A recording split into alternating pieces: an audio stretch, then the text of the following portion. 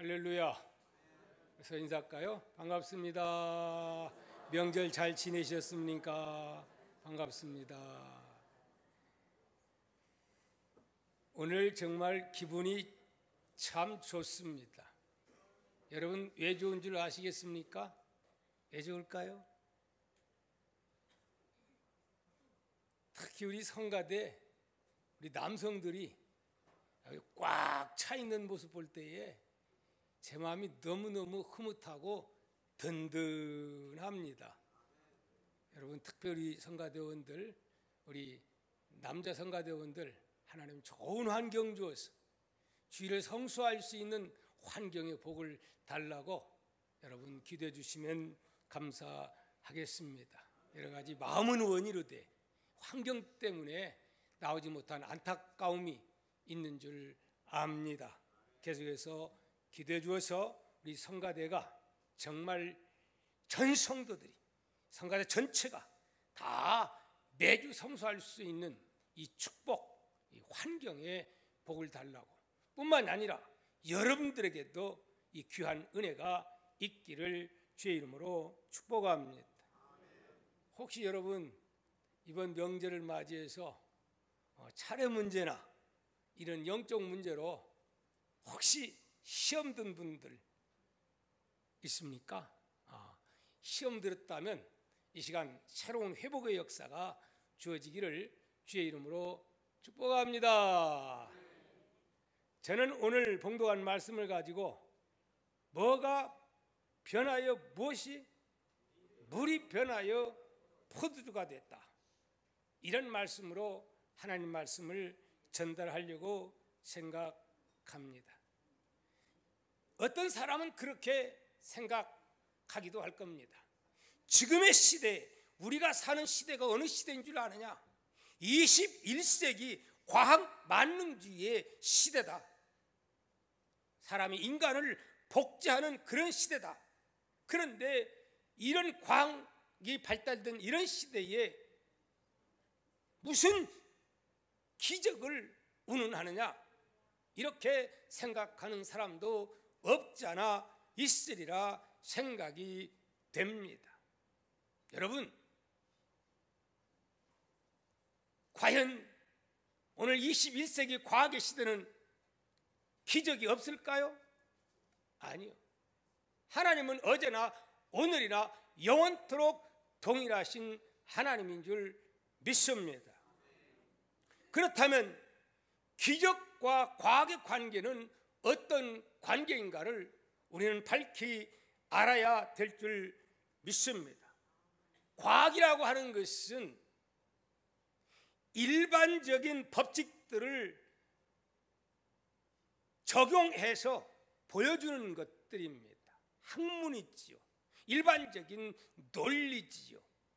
그러나 기적은 일반적이고 보편적인 이 논리를 초월해버리는 것이 곧 기적이고 하나님의 역사인 줄 믿습니다. 그렇기 때문에 과학은 하나님의 일하는 기적에 대해서 왈가불가 이러쿵저러쿵 할 수 있는 수준이 아닙니다. 영역이 아닙니다. 왜요?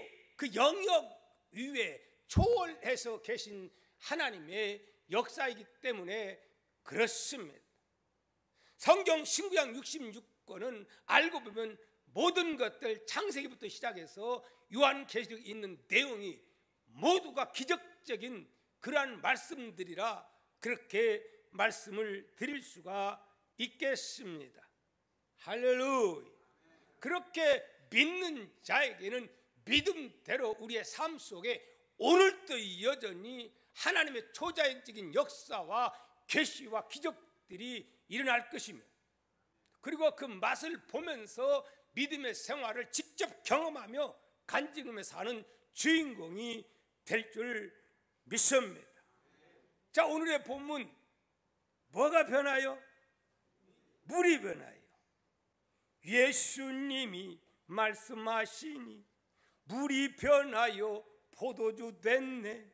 예수님이 말씀하시니 물이 변하여 포도주 된 예수님, 예수님, 나에게도 말씀하셔서 새롭게 변화시켜 주소서.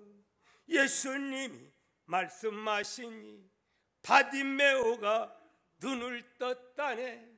예수님이 말씀하시니 바디메오가 눈을 떴다네. 예수님, 예수님, 나에게도 말씀하셔서 새롭게 변화 좀 시켜 주소서. 할렐루야. 종에게도, 여러분에게도, 여러분 가정에도, 여러분의 자녀들에게도, 여러분 남편에게도, 여러분이 사랑하는 사람들에게도 맹물이 변하여 포도주 되는, 그것도 극상품으로 되어지는 이 놀라운 역사들이 예수 믿는 여러분의 가정에 임하기를 축원합니다. 맹물 같은 인생, 예수 그리스도 계심으로 말미암아 참으로 극상품 포도주로 바꿔지는 그러한 삶이 일어나고 말았습니다. 오늘 이 물이 변하여 포도주된 이 사건을 볼 때에 언제 일어난 사건이라고 말씀합니까? 예수님 공생의 첫 기적인데 표적이라 그렇게 말씀합니다. 예수님이 기적을 많이 행하셨는데 첫 번째 기적, 근데 이걸 표적이라 말씀하고 있어요. 이 표적은 일반 기적과 달라요. 하나님이 살아 계신 것을 보여주기 위해서, 믿음을 위해서 보여주는 이 증거들, 이걸 가리켜서 표적이라 그렇게 말씀을 합니다. 자, 그런데 좀 깊이 생각을 해보면, 아니 그런데 예수님이 하필이면 첫 번째 표적을 잔치집에서, 결혼한 잔치집에서 술 떨어졌다고 난리치니까 술들 잡수라고 물을 포도주 되게 만들어서 그냥 취하게 예수님이 그런 일 했다나? 아하, 됐구나, 됐어. 여기 보니까 예수님이 포도주 만들어서 술 먹게 했구만. 나도 술 먹어도 되겠다. 그런 생각이 능히 할 수 있는 말씀, 또 오해스러운 말씀이라고 생각이 됩니다. 저도 왜 하필이면 첫 번째 기적을 잔치집에서 포도주 만드는 그런 기적을 행하셨을까? 다른 거 아시지? 그런 생각도 아닌 게 아니라 해보면서 오해할 수 있는 그러한 요소도 있겠다, 그런 생각을 해봅니다. 여러분은 어떻게 생각합니까? 예수님이 물을 포도주 만들었는데, 그래서 사람들이 그것 때문에 먹고 마시고 즐기고 그 잔치가 아주 왕성한 그런 잔치가 되어지고 말았습니다.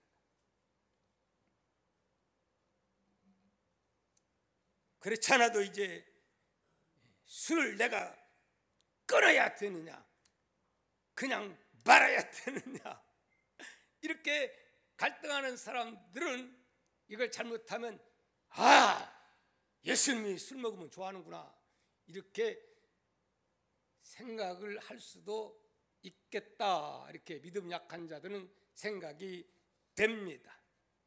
자, 그러면 오늘 본문 가지고 다음 시간도 말씀드리고, 이런 이야기까지 하려면 한 시간 가지고는 안 돼요. 그래서 오늘은 예수님이 왜 하필이면 그 첫 표적을 물이 변하여 포도주 되게 하셨는가, 이 영적인 의미가 무엇인가를 여러분들에게 말씀을 드리려고 생각합니다. 자, 그러려면 오늘 우리는 먼저 뭘 알아야 되느냐? 성경을 제대로 이해하려면은 문화를 잘 알아야 합니다. 한국의 문화와 유럽의 문화와 이스라엘의 문화는 같아요? 달라요? 달라요. 똑같이 법이 적용이 안 돼요. 어떤 나라는 마약을 해도 전혀 상관이 없는 나라가 있어요. 근데 어떤 나라는 마약에다가 당장에 쇠고랑 차는 그런 나라도 있어요. 다 문화가 달라요. 그러면 우리가 이 포도주 사건을 알려면 무슨 문화를 이해를 해야 됩니까? 히브리 문화를 우리가 이해를 해야 됩니다. 그래서 오늘은 성경을 좀 많이 찾아보도록 하겠습니다. 창세기 14장 18절 말씀 보면 좀 안 뜹니까? 네. 자, 거기 보면 살렘 왕 멜기세덱이 떡과 무엇을? 포도주를 가지고 나왔으니 그는 지극히 높으신 하나님의 제사장이었더라. 멜기세덱의 반차 아브라함이 가서 전쟁에 가서 싸워가지고 이기고 왔을 때에 누가? 살렘 왕이요 제사장이요 지극히 참 높은 제사장인데 멜기세덱인데 아브라함이 수고했다 해가지고 떡을 준비하고 그 다음에 떡과 함께 무엇을 가지고 왔어요? 포도주를 가지고 와서 아브라함을 대접하고 또 다른 사람들을 대접한 모습을 봅니다. 그 사람이 누구예요? 제사장이라 이렇게 말씀. 이 제사장 멜기세덱은 신철기물한 자로 나옵니다. 예수님의 그 어떤 그 모습으로 지금 잠깐 나타나게 되는 것이죠. 근데 여기 보니까 포도주를 가지고 와서 아브라함에게 대접했다 그렇게 말씀합니다. 또 창세기 27장 25절 말씀 보면 시작. 이삭이 이르되 내게로 가져오라. 내 아들이 사냥한 고기를 먹고 내 마음껏 내게 축복하리라. 야곱이 그에게 가져가매 그가 먹고 또 포도주를 가져가매 그가 마셨다 이렇게 말씀합니다. 그러니까 무슨 말입니까? 야곱이 형 에서를 속이고 팥죽한 그릇 속이고 분장하고 변장해가지고 별미를 만들어가지고 갔는데 뭘 가지고 갔어요? 그 다음 별미하고 포도주를 이렇게 가지고 드렸다 그렇게 말씀을 하고 있어요. 근데 이런 면에서 볼 때에 이 포도주는 다 많은 사람들이 이렇게 먹는 것 볼 수 있지요. 또 뿐만이 아니라 레위기 23장 13절 한번 보겠습니다. 다른 각도에서 그 소재로는 기름 섞은 고운 가루 10분의 2 에바를 여호와께 드려 화제로 삼아 향기로운 냄새가 되게 하고 전제로는 무엇을? 포도주 4분의 1 한 흰을 쓸 것이라. 하나님 앞에 제사 드리는데도 뭐가 올라갔어요? 포도주가 올라간 것을 우리가 보게 됩니다. 그런가 하면 전도서 9장 7절에 이런 말씀이 있습니다. 너는 가서 기쁨으로 내 음식물을 먹고 즐거운 마음으로 내 포도주를 마실지어다. 신약에 와서는 구약은 그렇다 치고 신약에 와서 디모데전서 5장 23절에 디모데를 향해서 바울이 시작. 이제부터는 물만 마시지 말고 내 위장과 자주 나는 병을 뭘 위해서? 위장과 자주 나는 병을 위하여는 포도주를 조금씩 쓰라 그렇게 말해요. 이 디모데에게는 아마 위가 굉장히 약하고 안 좋았던 모양입니다. 그때 당시에 이 포도주가 위에 적당히 쓰면은 아마 약효로 그렇게 사용이 되었던 모양이지요. 그러니까 바울은 그걸 써라 이렇게 권면하는 모습을 우리는 보게 됩니다. 자, 마태복음 11장 19절에도 보니까 예수님은 어땠느냐? 시작. 인자는 와서 먹고 마시며 말하기를 보라, 먹기를 뭐하고 탐하고 포도주를 즐기는 사람이요. 누가 이렇게 신랄하는 거예요 지금? 당시의 종교인들, 바리새인이나 서기관들이 예수님 잡수시는 거 보고 포도주를 즐기는 자라, 먹는 자라, 먹기를 탐하는 자라, 이렇게 막 비방하는 모습을 보게 됩니다. 그러니까 예수님이 포도주를 식사하실 때 드셨어요, 안 드셨어요? 드시는 것을 보게 되는 거예요. 거봐, 그렇지 않아, 이렇게 생각하기가 쉬운데요. 자, 그러면은 그런 말씀만 있느냐? 또 그것은 아니에요. 정 반대되는 말씀이 있음을 여러분 알아야 됩니다. 자, 창세기 9장 21절 봅니다. 시작. 포도주를 마시고 뭐하여? 취하여 그 장막 안에서 뭐했다? 벌거벗었다. 그렇게 말씀합니다. 누가? 노아가. 우리가 잘 아는 노아가요. 참 우리가 노아 하면은 믿음의 사람 아니에요. 그런데 하필이면 농사 지었는데 포도주 농사 지어가지고 그걸 너무 많이 잡수셔가지고 그냥 덥다 보니까 활활 다 벗어버렸어. 이것 때문에 엄청난 문제가 발생합니다. 아들이 저주받고 막 이런 수치스러운 이런 일들이 일어났지요. 취하여. 자, 민수기 6장 3절입니다. 시작. 포도주와 독주를 멀리 하며 포도주로 된 초나 독주로 된 초를 마시지 말며 심지어는 포도즙도 마시지 말며 생포도나 건포도도 먹지 말라고 그랬어요. 이거 헷갈려. 어디는 먹으라고 했다가 어디는 먹지 말라고 했다가.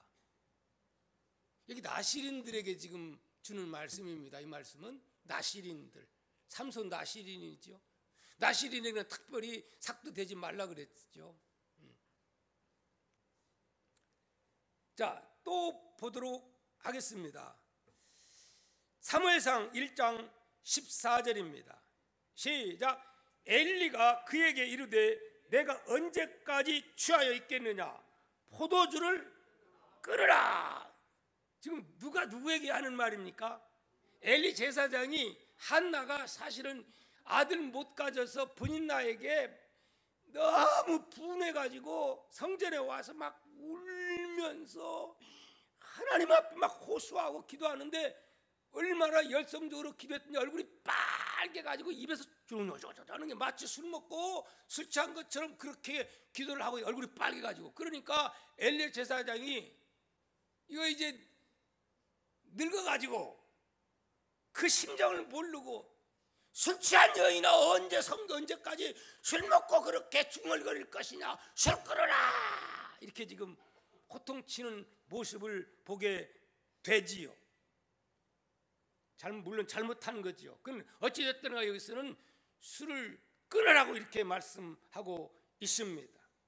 또 보겠습니다. 잠언 20장 1절입니다.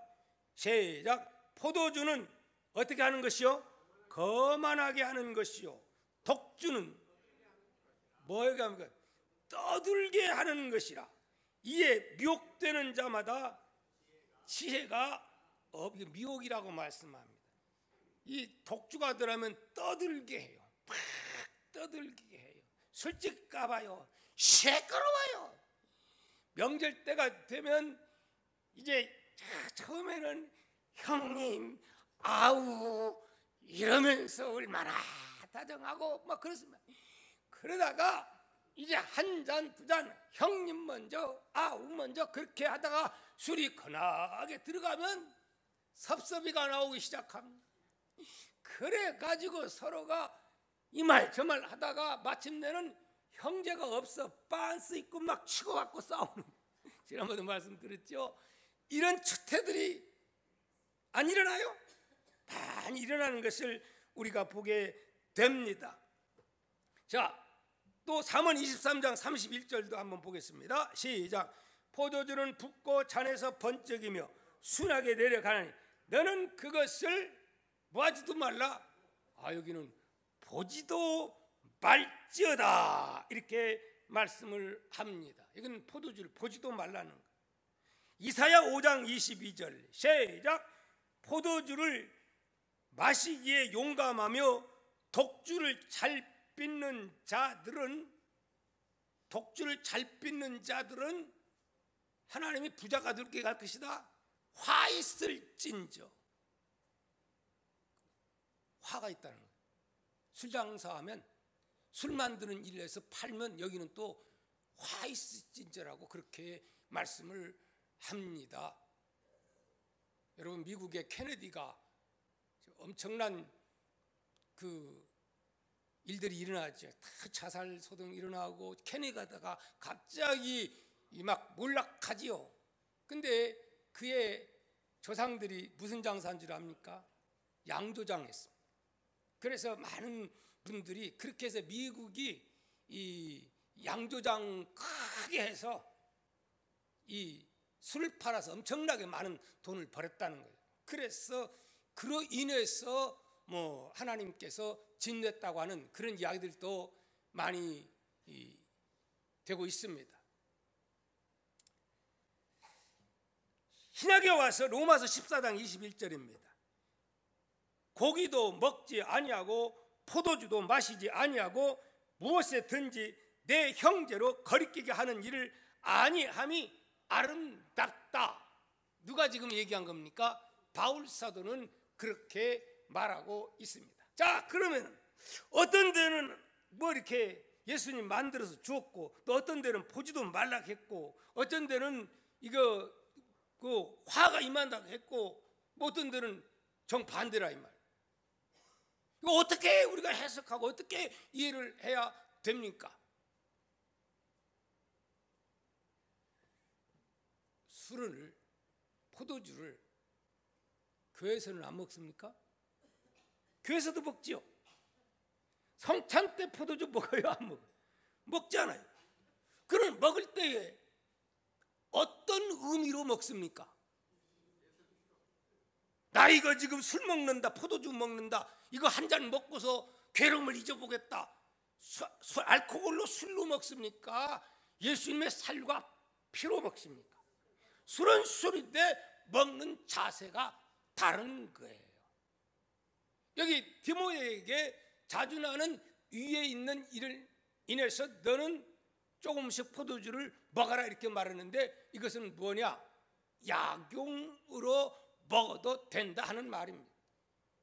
근데 그러면 목사님, 약용이 아니고 이스라엘 나라에 그냥 의례껏 이렇게 잔치상에 나오는데 예수님이 만들어 주셨는데요, 그 포도주는 우리가 말하고 있는 일반 술의 개념이 아니고 음료수, 거기에는 물이 얼마나 귀한 줄은 몰라요.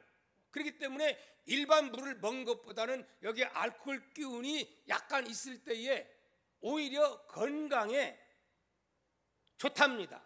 그래서 이것은 하나의 그 음료수 개념이고, 또 이렇게 함으로써 몸이 좋기 때문에 이렇게 먹는 거지, 우리나라 사람들은 그러라고 먹습니까?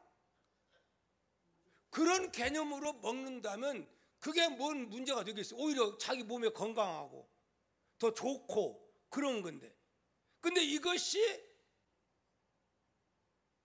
오히려 문제가 발생할 수, 건강에 문제가 발생하고 영적 생활에 있어서 이것이 큰 문제를 발생한다면 이유 불문하고 어떤 사람은 보지도 말아야 할 사람이 있어요.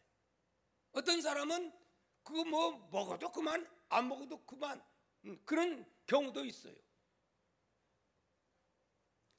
약용으로 먹는 것, 어떤 집에 가보면, 신방 가서 보면 이렇게 막 술병이 이렇게 많이 있는 것을 보게 됩니다. 글쎄 그걸 어떻게 활용하기 위해서 술병이 이렇게 많은지는 모르겠습니다만은, 저는 그거에 대해서 약용으로, 자기는 알아요, 남은 몰라요. 먹는 사람의 의도를 알아요. 약용으로 먹는 것 디모데에 나와 있듯이 그게 뭐가 문제가 되고 오히려 그건 좋은 거죠. 일부러 약을 먹을 수도 있는데. 마약도요. 나는 몰랐어요. 어떤 그 집사님 얘기 보니까 마약 먹으면 다 죄가 아니더라고요. 병원에서 합법적으로 마약을 약용으로 해가지고 어느 정도 한계에서 주는 경우도 있어요. 그럼 오히려 그 약이 되는 거예요. 근데 여러분 그런 거 무시하고 그냥 마약을 갖다 몰래 사서 잡숴봐요. 당장에 그것은 위법이 돼가지고 이렇게 되는 겁니다. 이 문화라는 것을 무시 못해요. 다른 나라에서는 마약 먹어도 아무런 법의 제한을 받지를 않아요. 그런데 그 나라 법의 제한을 받을 수가 있어요. 술의 문화라는 것도 마찬가지예요. 담배 문화도 마찬가지예요. 이게 먹어서 손에 없고 유익하고 좋다면 하나 이건 음식입니다. 그렇죠? 이건 음식이에요. 근데 그것이 먹어짐으로 여기에 나와 있듯이 화를 가져오고 불행하게 되고 가정의 파괴가 일어나고 막 떠들어대 가지고 떠든 얘기하니까 옛날 우리 아버님이 술만 안 잡수면 공자님 가운데 토막이야. 한학도 하셔서 유식한 분이 술만 드셨다면은 밤새도록 우리 아들들은 요러고 아버지 눈치 봐야 됩니다. 예? 어쩌면 그렇게 술만 딱 깨시면 그렇게 좋으신 분이. 저는 아버지가 나갔다 오면 술 드셨느냐 안 드셨느냐 그 눈치만 우리 형제들이 보는 거예요. 이거 죄 아닙니까? 자녀들이 불안과 공포를 떨게 하는데 술 먹고 와서도 그냥 잠이나 푹 주무시고 그리고 건강하다면 그게 무슨 잘못이 있겠어요. 예. 그래서 미국의 선교사들이 대한민국에 와서 딱 보니까 미국이나 유럽과는 술 문화가 너무 엉망진창이야.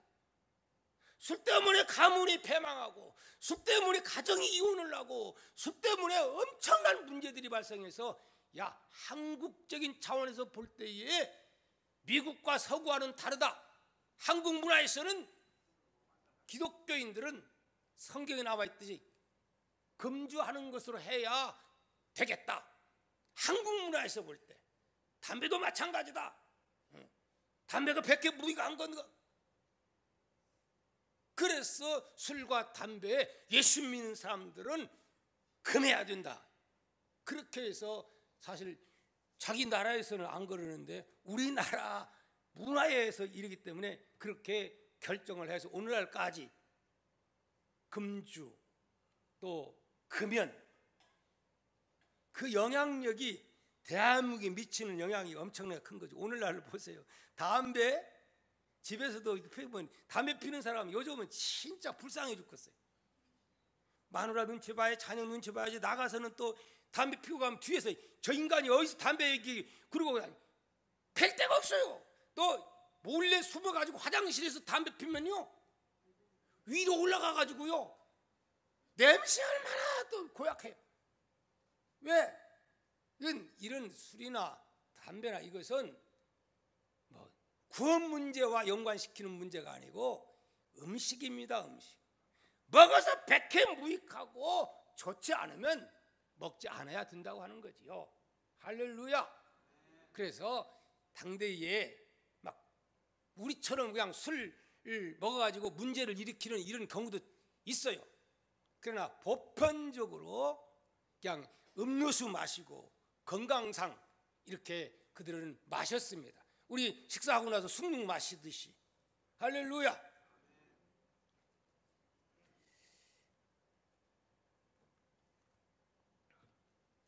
어떤 분은 그런 생각을 할 거예요. 그래도 나는 그러면 잡수세요.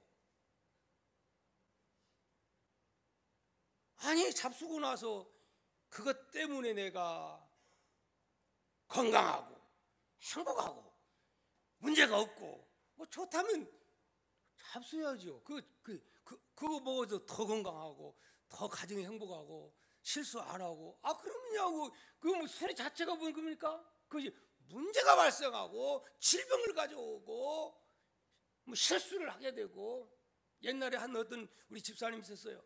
그분은 진짜 원래는 술 거르는데 교회 와가지고 정말 술 다 끊고 주일하고 부장까지 하고 그랬는데, 요 양반은 술 한 번 아예 끊을 때는 1년에 2년을 딱 끊었다가 한 번 맛봤다 하면 소떡에 빠져버리는 사람.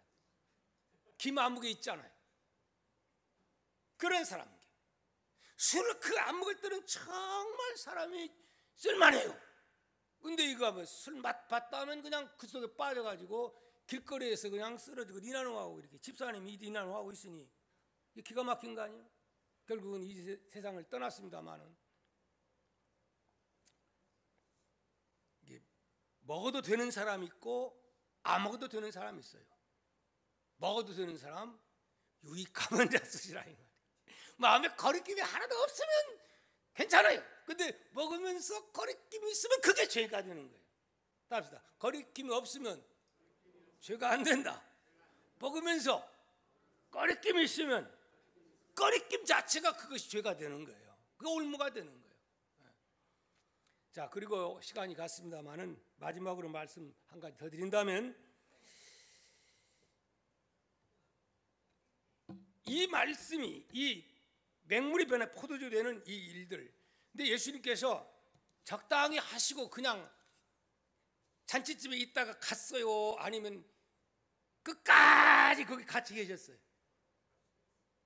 그러니까 술이 이제 포도주가 떨어질 때까지 계셨으니까 그걸 알았지요. 그러니까 예수님이 오신다고 해서 소문이 나서 그런지 몰라도 사람들이 어마어마하게 몰려온 거예요. 근데 끝까지 예수님이 같이 잡수시면서 즐기면서 잔치집에 함께 한 것을 보게 됩니다. 그건 뭘 말하느냐? 당대의 유대인들은 금욕주의자들이었습니다. 금하는 게 너무 많습니다. 그러나 예수님이 오셔가지고 유대인들이 볼 때에 뭐라고 말하냐? 누가복음 5장 37절 38절에 새 포도주를 낡은 가죽 부대에 넣는 자가 없나니 만일 그렇게 하면 새 포도주가 부대를 떠뜨려 포도주가 쏟아지고 부대를 못 쓰게 되리라. 새 포도주는 어떻게? 새 부대에 넣어야 하리라. 예수님은 금욕주의를 배격했습니다. 그러니까 그들이 먹기를 탐하고, 세례요한의 제자들은 금식하는데, 바리새인들의 제자들도 금식하는데 왜 당신의 제자들은 금식 안 하고 먹기를 탐하느냐 이렇게 말하는 거예요. 왜 포도주를 마시느냐 그런 거예요. 예수님은 개혁을 하는 거예요. 금욕주의를 개혁하는 거예요. 당대에 많은 사람들이 무슨 영향을 받았느냐 하면은 잘못된 그러한 영향력을 그들이 받았습니다. 헬라 철학의 이원론 사상을 받아가지고 금식 많이 하고, 그리고 경건되게 살고 가난하게 살고, 이것이 예수 잘 믿는 것으로 그렇게 알았어요. 그래서 일주일에도 의도적으로 금식하고 2번씩 금식하고 그걸 막 자랑으로 여기고, 근데 주님은 그게 아닙니다. 예수님이 이 땅에 오신 것은 우리의 영혼을 구원해서 천국으로 인도하기 위한 목적이지만 그것만 있습니까? 이 땅 위에서도 우리가 구원받은 하나님의 자녀답게 행복하게 즐겁게, 할렐루야, 그걸 사시기를 원하시는 주님이십니다. 그래서 서양 문화를 보면요, 우리가 볼 때는 다 어디 그 모임도 보면 얼마나 유쾌하고 이렇게 하는데 우리는 그래요 안 그래요? 우리 문화는 그러질 않아요. 잘못하면 우리가 생각하기를 예수 믿는 사람들은 뭐 노래 부르면 또 안 되고 예수 믿는 사람들은 경건하게 보내야 되는데, 이래가지고 경건이라고 하는 오해를 만들어버리고 맙니다. 그리고 오래 예수 믿은 사람들은 너무 경건해가지고 얼굴이 굳어가지고 예수 오래 믿으면 더 무서워요. 너무 경건하다 보니까. 근데 기쁨이 없어요. 감사가 없어요. 그 주일날 교회 와서도 우리는 하나님이 우리 위해서 십자가 못 박혀 죽으신 공로 때문에 우리가 즐겁게 살아야 됩니다. 할렐루야.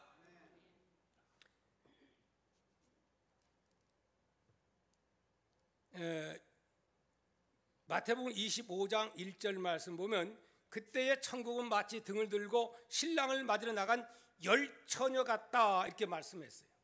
또 요한복음 3장 29절 말씀 보면 신부를 취하는 자는 신랑이나 서서 신랑의 음성을 듣는 친구가 크게 기뻐한다. 세례 요한이 그렇게 말합니다. 이게 무슨 말이냐면 예수님은 우리의 신랑, 저는 예수님의 신부. 이게 주일날은 누구 만나러 오는 거예요? 신랑 되신 주님 만나기 위해서 무슨 마음으로 오는 거야? 기쁘고 즐거운 마음으로 나와요. 우리 예배라는 것도 마찬가지요. 너무 경건하다 보니까 굳어가지고 표정들이 다 굳어 있어. 하나님 앞에 나와서 폼 잡지 마세요. 따라합시다. 하나님 앞에 나와서 폼 잡지 말자. 어린아이와 같이 되자. 그 예배는 축제가 돼야 됩니다. 할렐루야.